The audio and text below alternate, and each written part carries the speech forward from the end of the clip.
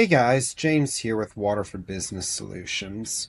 One of the things that we deal with a lot with clients is managing their integrations with their dispatch softwares and their CRMs. And while we use many softwares out there like Jobber, Buildertrend, Notify, ServiceMate, even some smaller ones out there like the Customer Factor or Sarah, one of the ones that we work with a lot of clients on is Housecall Pro.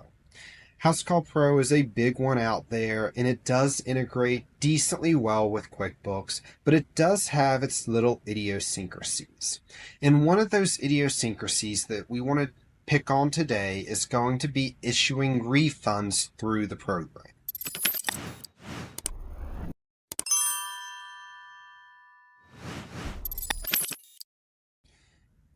Housecall and QuickBooks, while they integrate great together, it is important to remember that Housecall is a dispatch software, not an accounting software, whereas QuickBooks is an accounting software.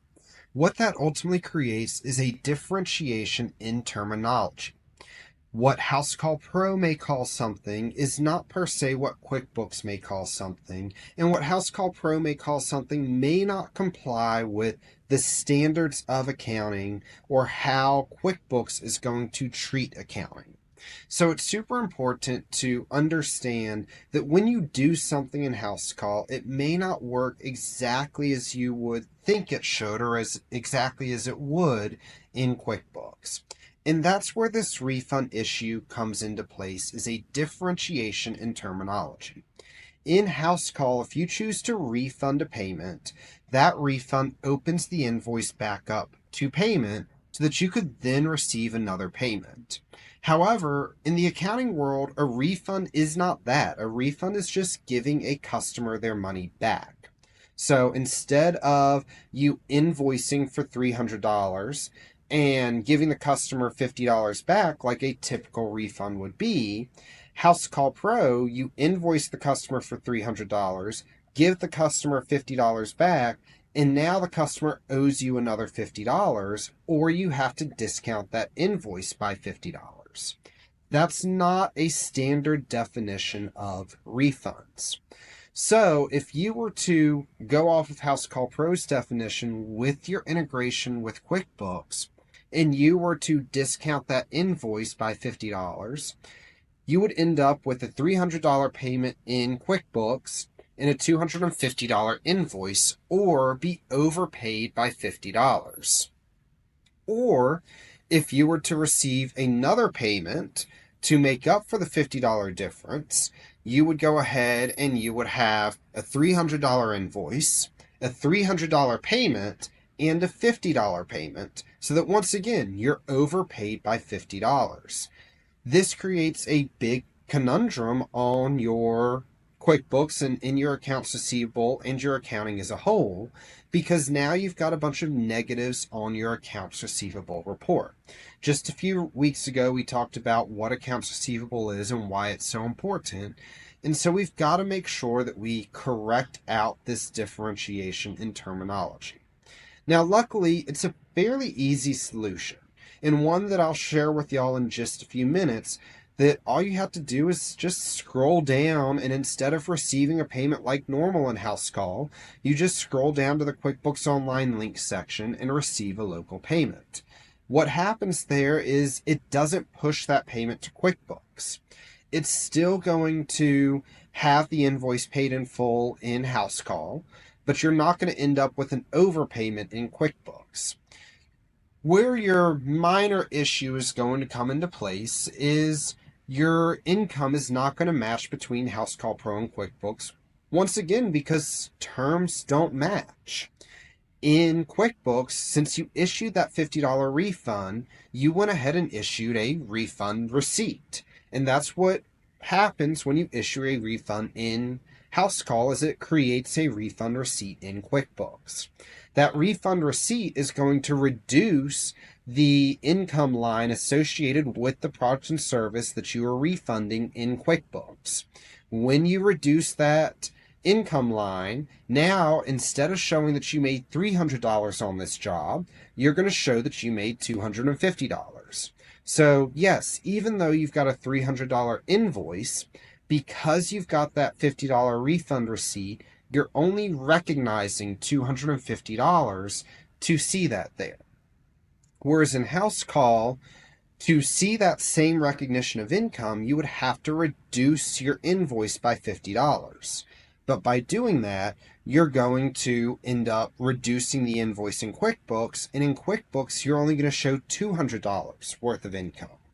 So in Housecall, we have to leave the invoice as a $300 invoice, and you're going to see in Housecall that you made $300, even though you only made $250. It's important to recognize that due to differences in terminology and differences like this, your Housecall Pro income and your QuickBooks income aren't going to match exactly. This is one major one, but there's other areas that this same thing could happen. So you're never going to see a one-for-one match, and it's really coming down to a situation of Housecall Pro is not an accounting platform. Housecall Pro is a dispatching platform and an invoicing platform. All of your accounting and all of your financial information really should still be reviewed and taken care of within QuickBooks as your accounting platform. Now let's go ahead and jump real quick into Housecall Pro and take a look at how a refund should occur so that you don't end up with issues and those negatives in QuickBooks. Okay, so here we are in Housecall Pro on a job or on an invoice that we have gone ahead, we have finished the job, we've invoiced the customer, and we've received a payment here. Now this is for $250, and let's say that we want to go ahead and issue a refund to our customer here. Now this is when we are physically refunding money to a customer. If we accidentally received a payment wrong, and we just need to receive a payment a different way, i.e. we accidentally marked it as other, but it should have been marked as check, don't use the refund functionality for that. Use the X here to take care of that. That way it doesn't create a refund receipt in QuickBooks erroneously, because you're not issuing a refund if you're just deleting and changing a payment. But if we're physically going to go ahead and refund this customer, let's say that they weren't happy with something and we're going to get them a 10% discount, we'll go ahead and click this refund here.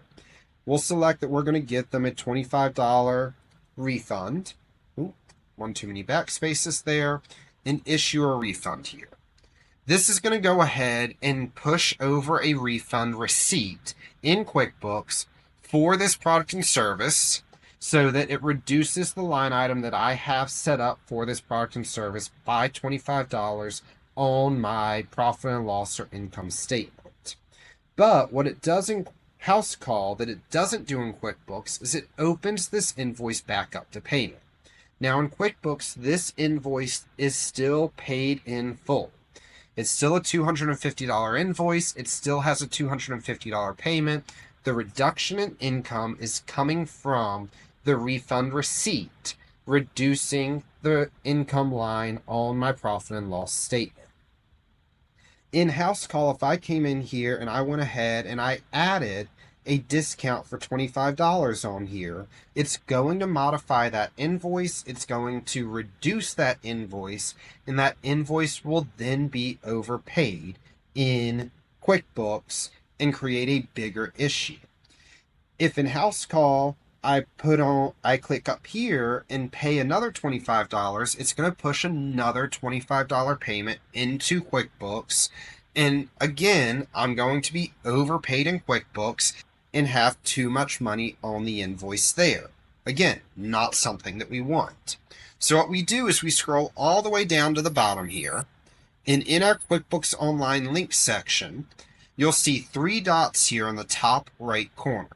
And we'll be able to click this Add Local Payment, the third option down. When we add that local payment, what's going to happen is we'll go ahead and put in that it's an other payment type, and I like to personally go ahead and make a note that we are correcting for accounting differences, so that I know that this isn't an actual payment. Also, If you have customer emails in, make sure that you turn off the notify customer so that they don't receive notification of this. But this lets me know exactly what's going on here. I know, hey, this isn't an actual payment. I'm not looking for this.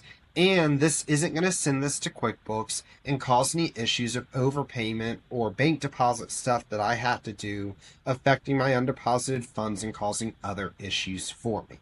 So I'm going to go ahead, click Paid Other. It'll record it down here on our payment history. I can see that note that I did there. And then I can see up here that we're once again paid in full. Not going to affect QuickBooks. QuickBooks will still have the $250 invoice, $250 payment, and our reduction through that refund receipt. The only difference is, just like we talked about, the difference in income between Housecall Pro and QuickBooks will be $25 off, because Housecall Pro is going to recognize $25 more than QuickBooks, because it's not recognizing that refund as reducing your income.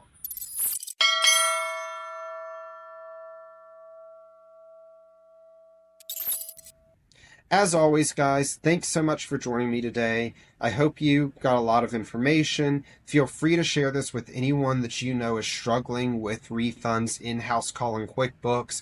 This is a real quick way to quickly and easily understand that. And if you want help managing this integration and not having to worry about it, feel free to reach out to us here at Waterford Business Solutions and give us a call at 864-351-0852 or shoot us an email at info@waterfordbusiness.com. Until next week, have a wonderful day.